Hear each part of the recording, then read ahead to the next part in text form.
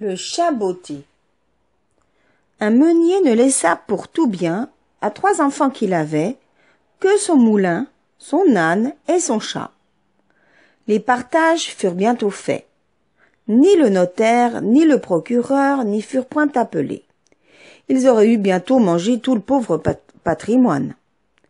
L'aîné eut le moulin, le second eut l'âne, et le plus jeune n'eut que le chat.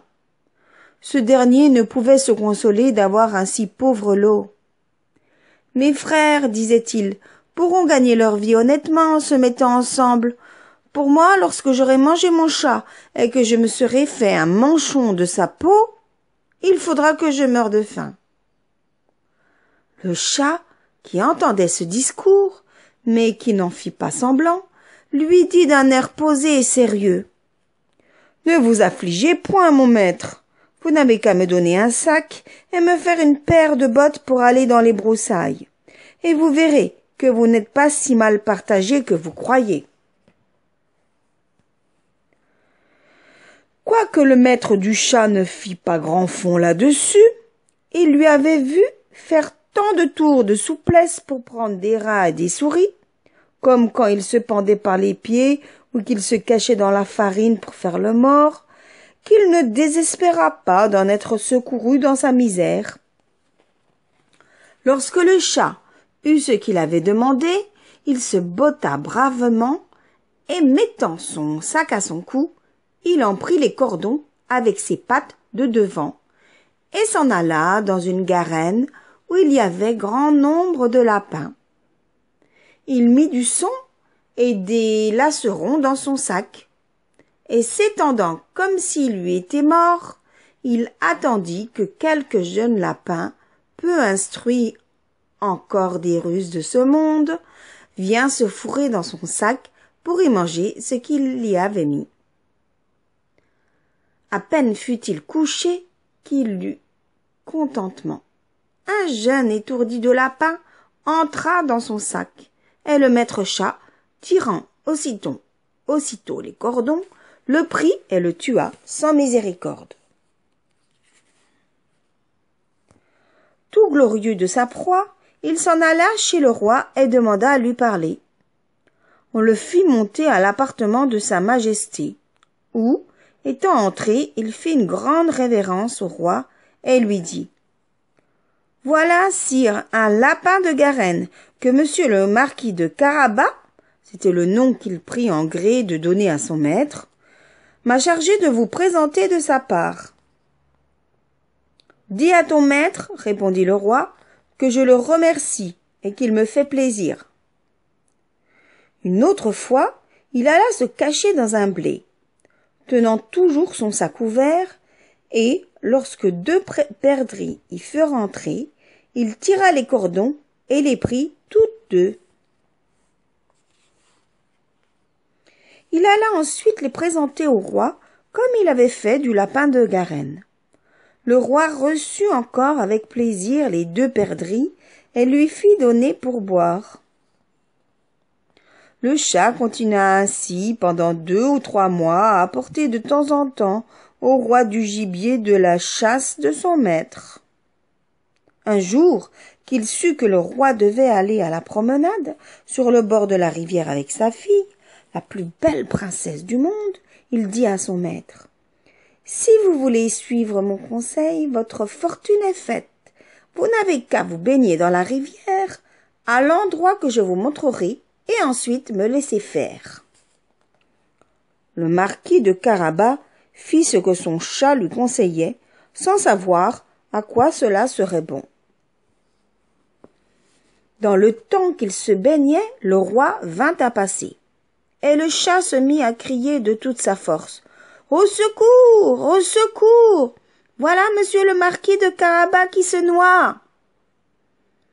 À ce cri, le roi mit la tête à la portière, et, reconnaissant le chat qui lui avait apporté tant de fois du gibier, il ordonna à ses gardes qu'on allât vite au secours de monsieur le marquis de Carabas.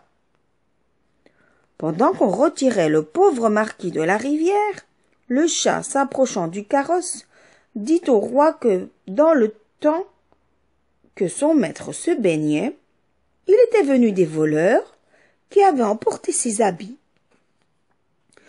Quoique il eût crié aux voleurs de toute sa force. Le drôle les avait cachés sous une grosse pierre. Le roi ordonna aussitôt aux officiers de sa garde-robe d'aller quérir un de ses plus beaux habits pour monsieur le marquis de Carabas. Le roi lui fit 1000 caresses, et comme les beaux habits qu'on venait de lui donner relevaient sa bonne mine, car il était beau et bien fait de sa personne, la fille du roi le trouva fort à son gré, et le marquis de Carabas ne lui eut pas plutôt jeté 2 ou 3 regards fort respectueux et un peu tendres qu'elle en devint amoureuse à la folie. Le roi voulut qu'il montât dans son carrosse et qu'il fût de la promenade. Le chat, ravi de voir que son dessein commençait à réussir, prit les devants, et ayant rencontré des paysans qui fauchaient un pré, il leur dit « Bonnes gens qui fauchez, si vous ne dites au roi que le pré que vous fauchez appartient à monsieur le marquis de Carabas, vous serez tous hachés menus comme chair à pâté. » Le roi ne manqua pas à demander aux faucheurs à qui appartenait ce pré qu'il fauchait. « C'est à monsieur le marquis de Carabas, dirent-ils tous ensemble, car la menace du chat leur avait fait peur. « Vous avez là un bel héritage, dit le roi au marquis de Carabas. « Vous voyez, sire, répondit le marquis, c'est un pré qui ne manque point de rapporter abondamment toutes les années. »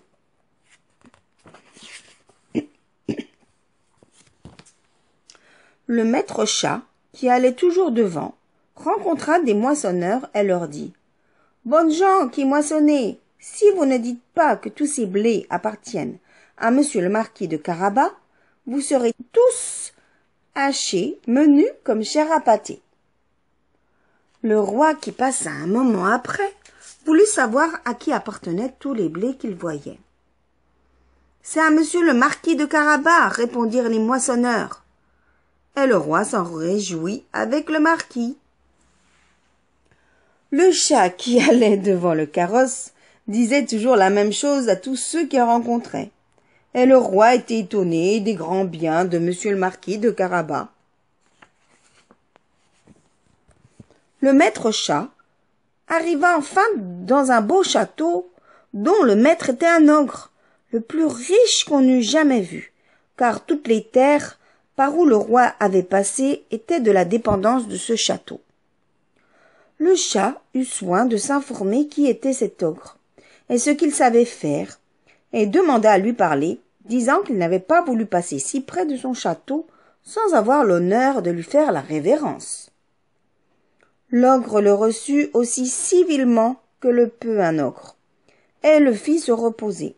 « On m'a assuré, dit le chat, que vous aviez le don de vous changer en toutes sortes d'animaux, que vous pouviez, par exemple, vous transformer en lion, en éléphant. »« Cela est vrai, répondit l'ogre brusquement, et pour vous le montrer, vous m'allez voir devenir un lion. » Le chat fut si effrayé de voir un lion devant lui qu'il gagna aussitôt les gouttières, non sans peine et sans péril, à cause de ses bottes qui ne valaient rien pour marcher sur les tuiles. Quelque temps après, le chat, ayant vu que l'ogre avait quitté sa première forme, descendit et avoua qu'il avait eu bien peur. « On m'a assuré encore, dit le chat, mais je ne le saurais croire, que vous aviez aussi le pouvoir de prendre la forme des plus petits animaux. Par exemple, de vous changer en un rat, en une souris. Je vous avoue que je tiens cela tout à fait impossible. »« Impossible, reprit l'ogre, vous allez voir. » Et en même temps, il se changea en une souris qui se mit à courir sur le plancher. Le chat ne l'eut pas plutôt aperçu qu'il se jeta dessus et la mangea. Cependant, Le roi, qui vit en passant le beau château de l'ogre, voulut entrer dedans. Le chat, qui entendit le bruit du carrosse qui passait sur le pont-levis du château, courut au-devant et dit au roi: « Votre Majesté, soit la bienvenue dans ce château de monsieur le marquis de Carabas. »« Comment, monsieur le marquis ?» s'écria le roi. « Ce château est encore à vous? Il ne se peut rien de plus beau que cette cour et que tous ces bâtiments qui l'environnent. Voyons-le dedans, s'il vous plaît. » Le marquis donna la main à la jeune princesse, et suivant le roi qui montait le premier, ils entrèrent dans une grande salle où ils trouvèrent une magnifique collation que l'ogre avait fait préparer pour ses amis qui le devaient venir voir ce jour-là, mais qui n'avaient pas osé rentrer, sachant que le roi y était. Le roi, charmé des bonnes qualités de monsieur le marquis de Carabas, de même que sa fille qui en était folle, et voyant les grands biens qu'il possédait, lui dit, après avoir bu 5 ou 6 coupes: « Il ne tiendra qu'à vous, monsieur le marquis, que vous ne soyez mon gendre. » Le marquis, faisant de grandes révérences, accepta l'honneur que lui faisait le roi, et dès le jour même, il épousa la princesse. Le chat devint grand seigneur et ne courut plus après les souris que pour se divertir.